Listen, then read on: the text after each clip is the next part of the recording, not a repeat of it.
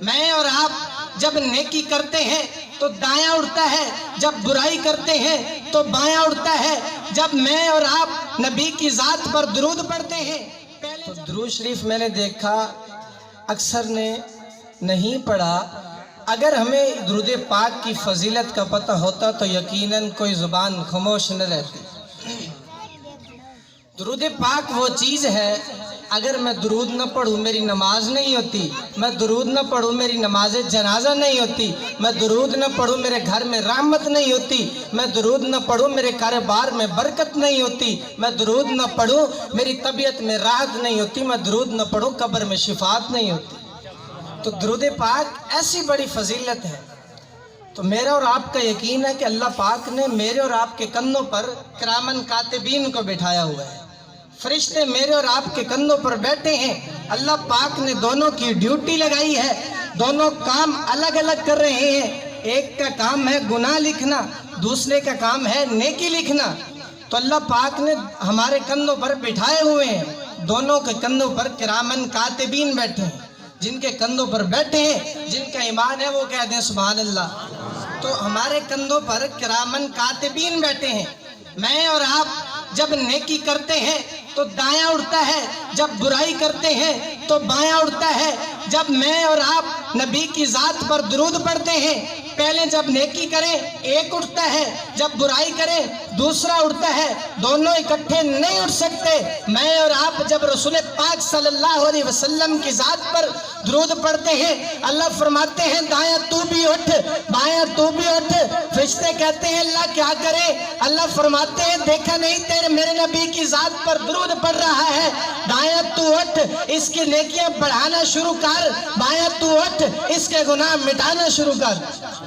تو دونوں فرشتے اس وقت اٹھتے ہیں۔ تو رسول پاک صلی اللہ علیہ وسلم کی ذات پر درود پڑھنا ایسی برکت ہے۔ اللہ تعالیٰ کا ارشاد ہے، اللہ تعالیٰ فرماتے ہیں جب جمعہ کے دن عصر والے دن عصر کے بعد تم اپنی جگہ پر بیٹھ کر درود پاک پڑھتے ہو، میں تمہیں 80 سال کی عبادت کا ثواب عطا کرتا ہوں۔ تو اب پڑھیں درود پاک، کوئی زبان خاموش نہ رہے۔ اللہم صلی علی محمد وعلی آل محمد کما صلیت علی ابراہیم وعلی آل ابراہیم انک حمید مجید۔ اللہم بارک علی محمد وعلی آل محمد کما بارکت علی ابراہیم وعلی آل ابراہیم انک حمید مجید۔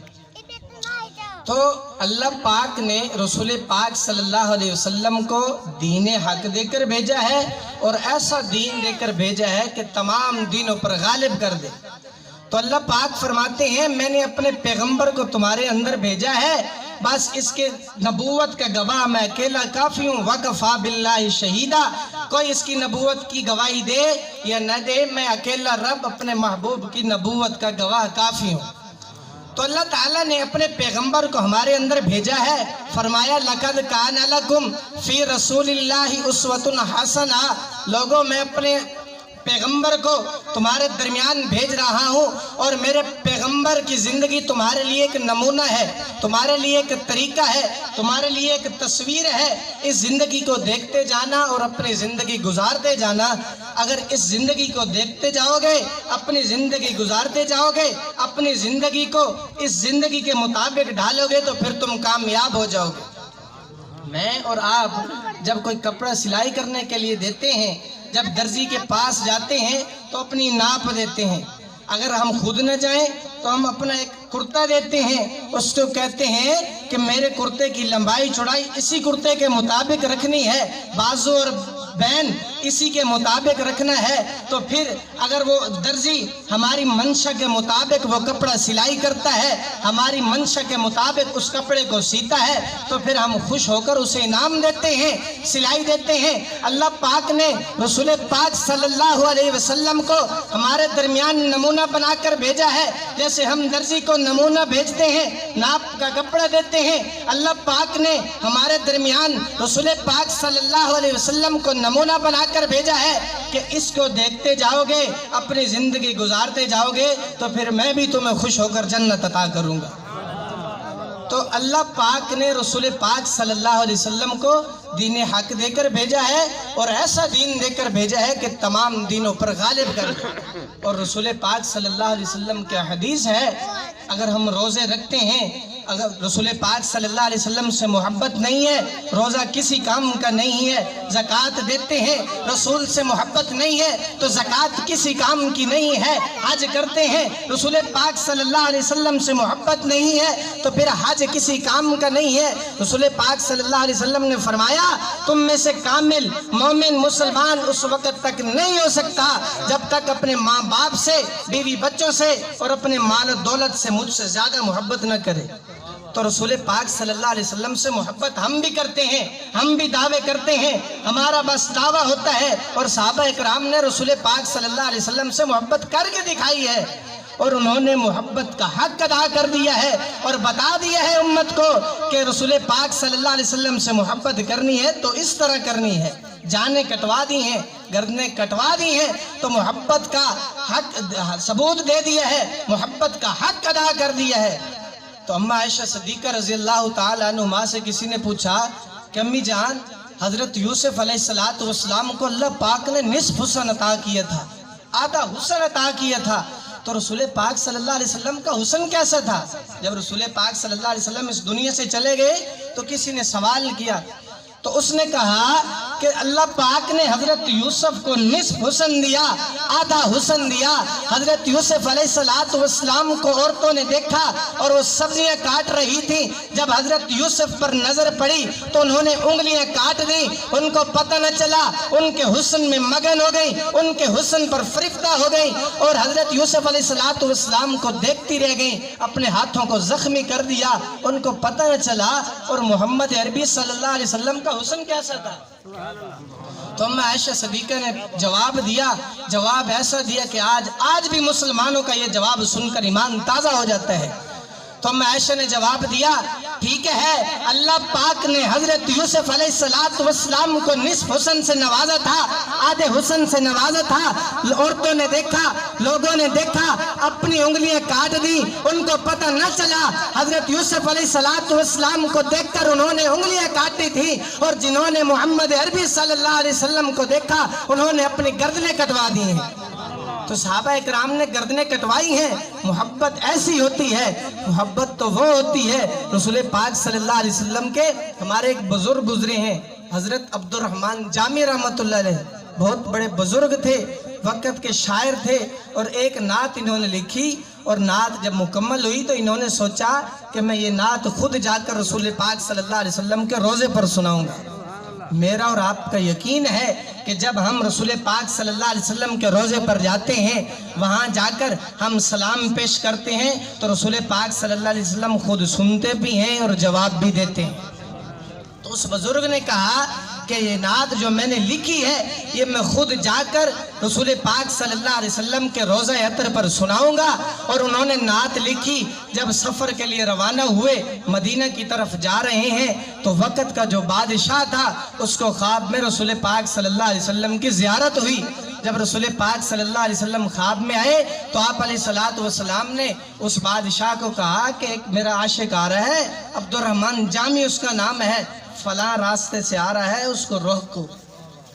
تو بادشاہ تھا، اس نے وزیر مشیر بھیجے اور حضرت عبد الرحمن جامی کو روکا، لیکن وہ عاشق تھا، دل میں تڑپ تھی، رسول پاک صلی اللہ علیہ وسلم کی چاہت تھی، رک نہ سکا، تو اس نے دوسرا راستہ اختیار کر لیا۔ دوسرے دن پھر بادشاہ کو آپ علیہ السلام کی زیارت ہوئی۔ آپ علیہ السلام نے فرمایا میں نے تجھے کہا ہے عبد الرحمن جامی کو روک، میری طرف آ رہا ہے۔ تو وہ بادشاہ دوسرے دن پھر عبد الرحمن جامی رحمۃ اللہ علیہ کو رکواتا ہے، تو پھر وہ عاشق تھا، دلی تمنا تھی، رسول پاک صلی اللہ علیہ وسلم کا پیار تھا، محبت تھی، رک نہ سکا، تو اس نے تیسرا راستہ اختیار کیا۔ چوتھے دن پھر آپ علیہ السلام خواب میں آئے، کہا میں نے تجھے کہا ہے عبد الرحمن جامی کو روک، تیری بات سمجھ نہیں آتی، تو اب اس نے سختی سے حضرت عبد الرحمن جامی رحمۃ اللہ علیہ کو گرفتار کروا لیا۔ جب گرفتار کروا کے جیل میں بند کروا دیا، پھر آپ علیہ السلام کی زیارت ہوئی۔ آپ علیہ السلام بادشاہ کے خواب میں آئے آپ علیہ الصلوۃ والسلام نے بادشاہ کو کہا یہ کوئی گستاخ نہیں آ رہا تھا، یہ تو عاشق رسول آ رہا تھا، یہ میری محبت میں آ رہا تھا۔ میں نے تجھے اس لیے کہا تھا کہ عبد الرحمن جامی کو روک، اگر یہ میرے پاس آتے، اگر یہ میرے روزے پر آ کر نعت پڑھتا تو میں محمد کو قبر سے باہر نکل کر اس کی نعت سننی پڑتی۔ محبت وہ تھی، محبت کے دعوے ہم کرتے ہیں، ہماری محبت اوپر سے ہوتی ہے۔ جب رسول پاک صلی اللہ علیہ وسلم کی عزت پر کوئی آنچ آتی ہے تو پھر ہمارے دعوے رہ جاتے ہیں، ہم محبت کے اصل حق ادا نہیں کرتے، پھر ہم وفادار نہیں بنتے۔ ہمارے فیس بک پر، انٹرنیٹ کی دنیا تک تو رسول پاک صلی اللہ علیہ وسلم کے محبت کے دعوے ہیں، لیکن جب بات محبت کی آ جاتی ہے تو پھر ہمارے وہ دعوے رہ جاتے ہیں، ہم محبت کا ثبوت نہیں عطا کرتے۔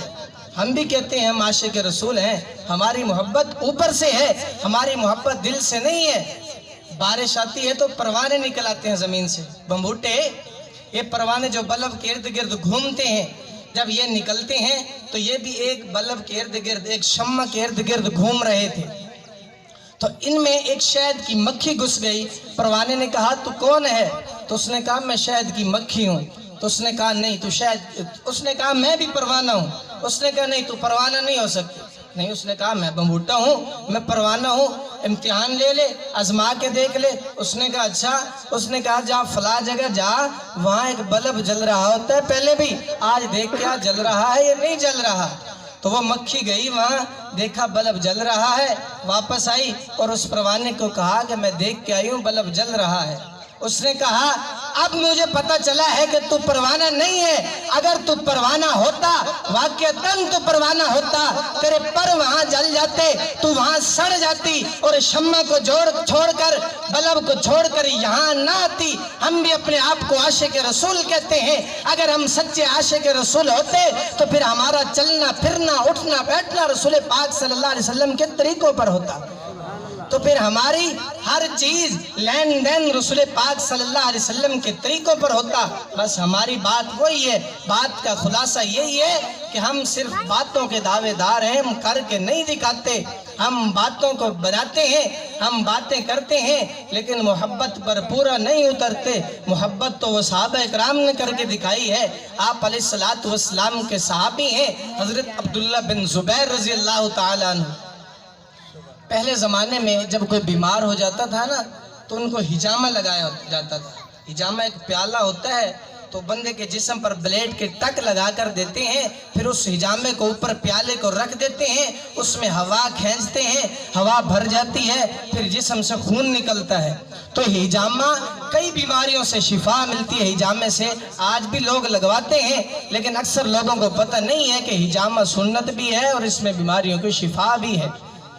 تو آپ علیہ الصلوۃ والسلام نے حجامہ لگوایا اور اس میں جو خون نکلا تو آپ علیہ الصلوۃ والسلام نے حضرت عبداللہ بن زبیر رضی اللہ تعالیٰ عنہ کو بلایا، فرمایا کہ یہ میرا خون ہے، یہ نبوت کا خون ہے، اس خون کو لے جاؤ اور ایسی جگہ جا کے دفنا دو جہاں کسی کی نظر نہ پڑے، کسی کی نگاہ نہ پڑے اور کسی کا پاؤں نہ آئے کہ نبوت کے خون کی بے ادبی ہو جائے۔ تو حضرت عبداللہ بن زبیر رضی اللہ تعالیٰ عنہ اس خون کو لے گئے اور جہاں جنگل میں چلے گئے، وہاں دیکھا کوئی نہیں ہے، دفنانے لگے تو ذہن میں خیال آیا شاید کوئی دیکھ رہا ہو اور میں دفنا کے جاؤں اور کسی کی نگاہ پڑ جائے، کسی کی نظر پڑ جائے، کوئی اوپر پاؤں رکھ دے اور نبوت کے خون کی بے ادبی نہ ہو جائے۔ تو جب یہ خیال آیا تو انہوں نے اس خون کو پی لیا۔ جب پی لیا واپس آئے، رسول پاک صلی اللہ علیہ وسلم نے پوچھا عبداللہ خون کہاں پھینک کر آئے ہو، کہاں دفنایا ہے؟ اس نے کہا یا رسول اللہ میں گیا تھا، جب دفنانے لگا میں نے سوچا کہ نبوت کے خون کی بے ادبی نہ ہو جائے، نبوت کے خون کو کوئی دیکھ نہ لے، یا رسول اللہ ذہن میں خیال آیا اور میں نے اس خون کو پی لیا۔ آپ علیہ الصلوۃ والسلام نے فرمایا کیوں پیا ہے؟ اس نے کہا یا رسول اللہ بے ادبی کا ڈر تھا، کوئی دیکھ نہ لے۔ آپ علیہ الصلوۃ والسلام نے فرمایا پھر تمہیں مبارک ہو جس کے جسم میں محمد کا خون چلا گیا ہے، اللہ نے اس جسم پر جہنم کی آگ کو حرام کر دیا ہے۔ تو محبت یہ تھی، رسول پاک صلی اللہ علیہ وسلم سے پیار یہ تھا۔ تو صحابہ نے پوچھا عبداللہ رسول پاک صلی اللہ علیہ وسلم کا خون کا ذائقہ کیسے تھا؟ تو حضرت عبداللہ بن زبیر رضی اللہ تعالیٰ عنہ نے فرمایا کہ اس خون کا ذائقہ شہد سے زیادہ میٹھا تھا اور مشک و معبر سے مشک سے زیادہ خوشبودار تھا۔ تو آپ علیہ السلام کے خون میں اتنی برکت، تو آج ہم بھی رسول پاک صلی اللہ علیہ وسلم سے اتباع کریں، رسول پاک صلی اللہ علیہ وسلم سے محبت کریں۔ اگر رسول پاک صلی اللہ علیہ وسلم کا دل، رسول پاک صلی اللہ علیہ وسلم کی محبت سے ہمارا دل خالی ہے تو پھر ہم جنت میں نہیں جا سکتے۔ یہاں چاہے ہم احد پہاڑ جتنا سونا چاندی خرچ کر دیں، اللہ کے راستے پر دے دیں، اگر دل رسول پاک صلی اللہ علیہ وسلم کی محبت سے خالی ہے تو پھر کامیاب نہیں ہو سکتے۔ تو آپ چاہیں رسول پاک صلی اللہ علیہ وسلم سے محبت کریں اور رسول پاک صلی اللہ علیہ وسلم کی سنتوں پر عمل کریں اور رسول پاک صلی اللہ علیہ وسلم کی عزت کا خیال رکھیں۔ رسول پاک صلی اللہ علیہ وسلم سے پیار اور محبت یہی جنت میں جانے کا سبب ہے، یہی جنت میں لے جائیں گے ہمیں۔ تو دعا ہے اللہ تبارک و تعالی مجھے اور آپ کو رسول پاک صلی اللہ علیہ وسلم کے طریقوں پر عمل کی توفیق عطا فرمائے۔ وآخر دعوانا ان الحمدللہ رب العالمین۔